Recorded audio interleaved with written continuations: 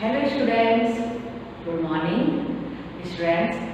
अब हम half yearly exam के बाद फिर दोबारा अपना सेकंड टर्म का सिलेबस शुरू कर रहे हैं और इसमें हमने पहले संज्ञा पढ़ी थी।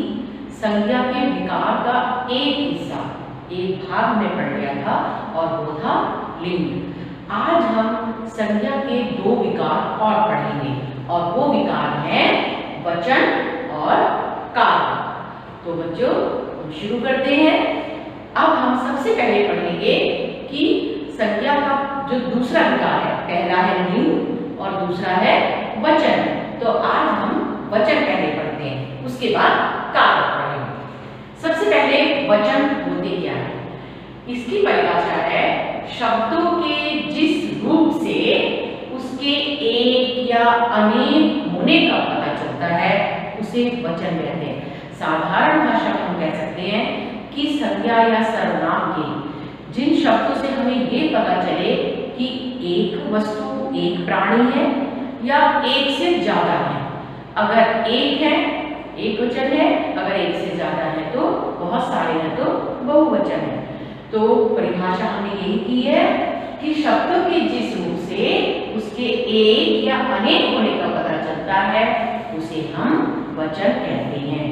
और हिंदी भाषा में केवल दो ही वचन है और वो वचन है एक वचन और बहुवचन। संस्कृत में हम तीन वचन पढ़ते हैं ना, लेकिन हिंदी भाषा में केवल दो ही वचन है। अब एक वचन किसे कहते हैं, संज्ञा या सर्वनाम के जिस रूप से प्राणी या वस्तु के एक के होने का बोध होता हो, एक के होने का पता चलता हो, वो एक वचन है। जैसे फूल, बच्चा, पहाड़, पंखा, आँख, चिड़िया, ये सब एक वचन के उदाहरण हैं। फिर है बहुवचन, एक से अधिक प्राणी हो, एक से अधिक वस्तु हो, संज्ञा या सर्वनाम के जिस रूप से एक से अधिक के होने का पता चल जाए। अगर एक है वस्तु या एक प्राणी है तो एक वचन है, अगर एक से ज्यादा दो है, तीन है, 10 है, 1000 है, करोड़ है तो वो सब बहुवचन में आ जाते हैं। तो एक से अधिक होने का बोध कराने वाले संज्ञा या सर्वनाम शब्द हमारे बहुवचन के अंतर्गत आते हैं। अब वो उदाहरण दे दीजिए, बच्चे, यहाँ बच्चा था एक वचन तो उसका बहुवचन बन गया बच्चे।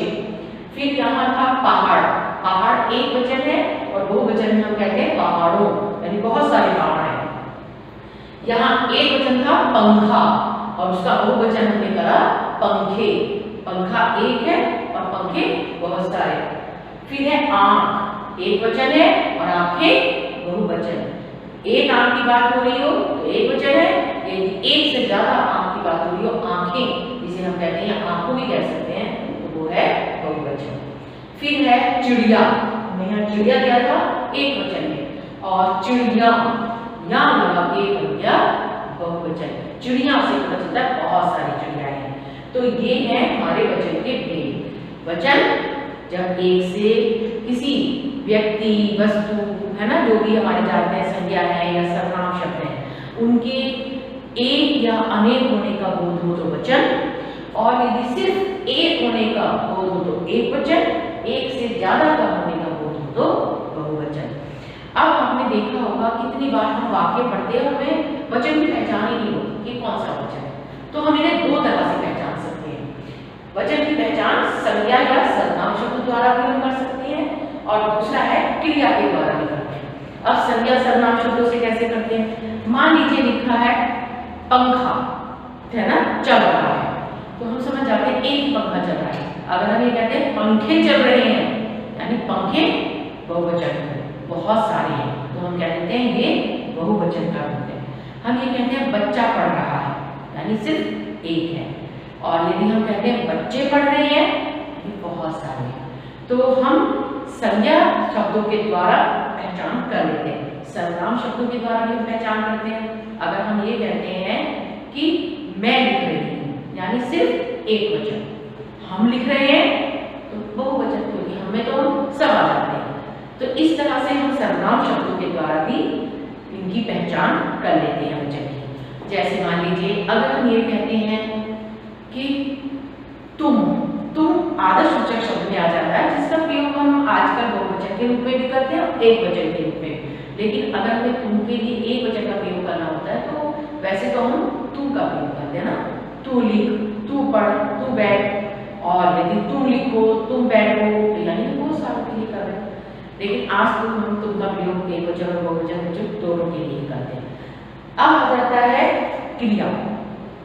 कितनी बार में क्या होता है कि संज्ञा सर्वनाम शब्दों से पता ही नहीं चलता कि कौन सा वचन है, तो हम क्रिया के द्वारा भी वचन की पहचान कर लेते हैं। मान लीजिए जैसे अगर हम ये कहते हैं कि कोई भी है, हाथी जा रहा है, तो हम समझ जाते हैं एक हाथी जा रहा है। अगर हम ये कहते हैं हाथी जा रहे हैं, जा रहे हैं आप क्रिया का बहुवचन करो, तो हम समझ जाते हैं ये बहुवचन है। तो क्रिया के रूप से भी हम पता लगा लेते हैं कि वो एक वचन है या बहुवचन है। जैसे मैंने आपको उदाहरण दिया, अगर मान लीजिए जैसे हाथी का है, घोड़ा भी है, घोड़ा चल रहा है ना, या फिर और भी कितने सारे अगर हम इन शब्दों का प्रयोग करते हैं तो वो संज्ञा सर्वनाम शब्द तो एक ही है। जैसे मैंने हाथी का उदाहरण दिया, हाथी जा रहे हैं तो बहुवचन है, हाथी जा रहा है तो एक वचन है। तो हाथी शब्द तो वही रहा संज्ञा शब्द, लेकिन क्रिया बदली, और क्रिया के आधार में हमने समझ लिया हाथी जा रहा है यानी एक वचन है, और हाथी जा रहे हैं तो बहुवचन है। तो हम संज्ञा या सर्वनाम शब्दों के द्वारा भी वचन की पहचान कर लेते हैं और क्रिया के द्वारा भी हम वचन की पहचान कर लेते हैं। और बच्चों कुछ शब्द ऐसे होते हैं जिनका वचन परिवर्तन नहीं होता और वो हमेशा बहुवचन में ही प्रयोग किए जाते हैं।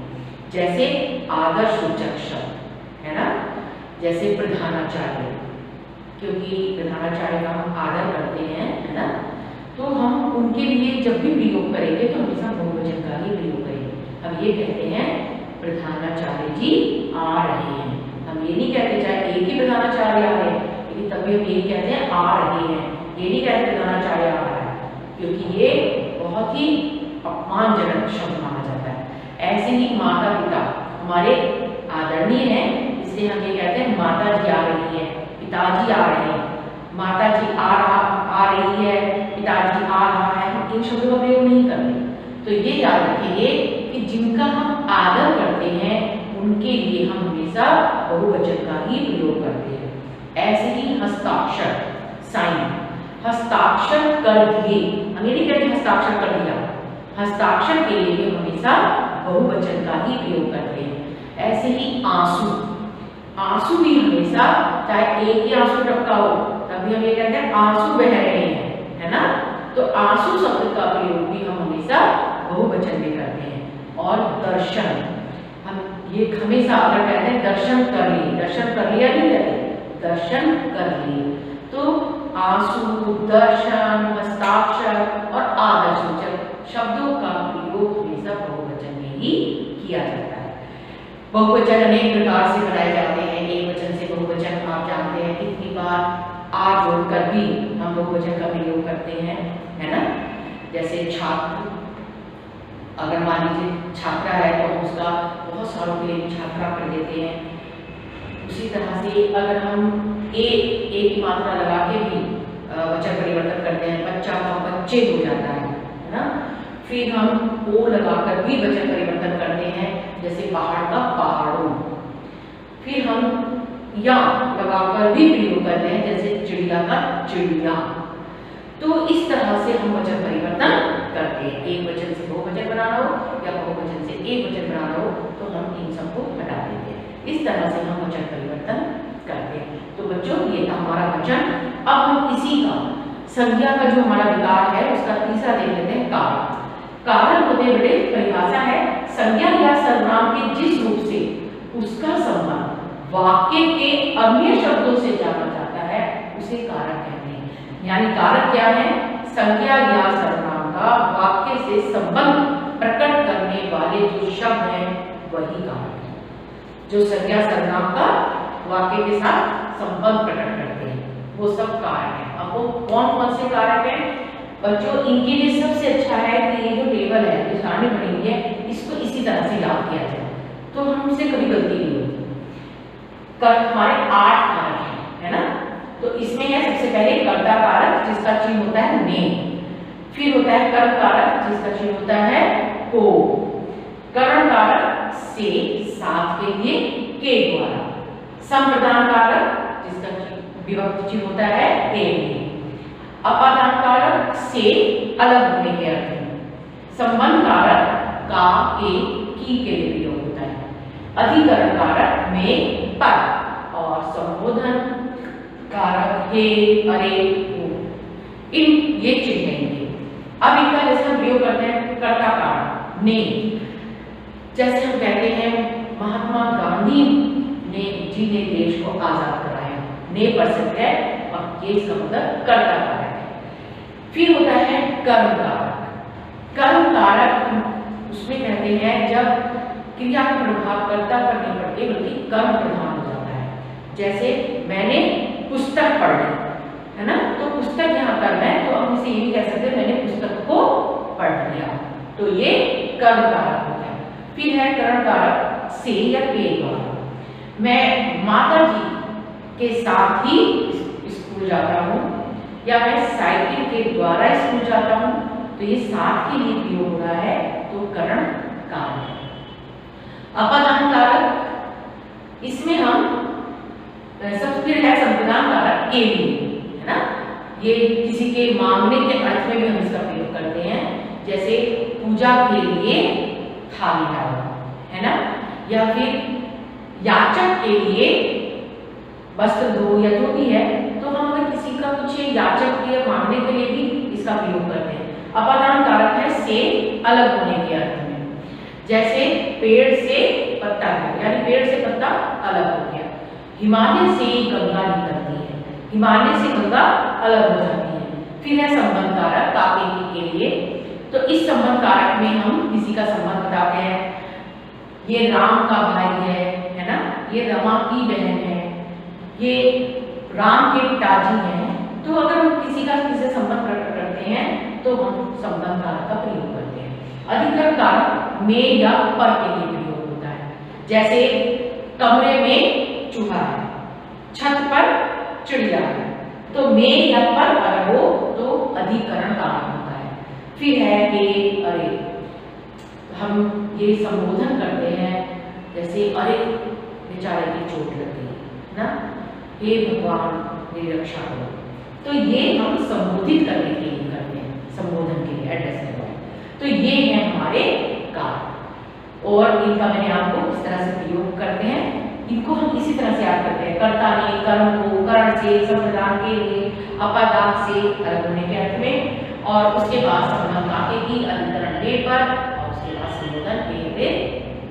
इस तरह से ही हमें इसे टेबल को याद करना चाहिए, और जब भी कहीं हमसे पूछा जाता है इसमें वाक्य में कौन सा कारक है, तुरंत पहचान लेते हैं कि कर्ता ने है, कर्ता कारक है, को है कर्म कारक है, के लिए है संप्रदान कारक है। इस तरह से हम कारक की पहचान करते हैं, और इनका महत्व आप समझते होंगे कि कर्ता संज्ञा या सर्वनाम का वाक्य के अन्य शब्दों के साथ ये संबंध प्रकट करते हैं, इन्हें हम कारक कहते हैं।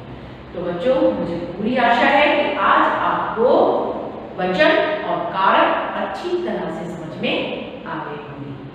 Okay, thank you.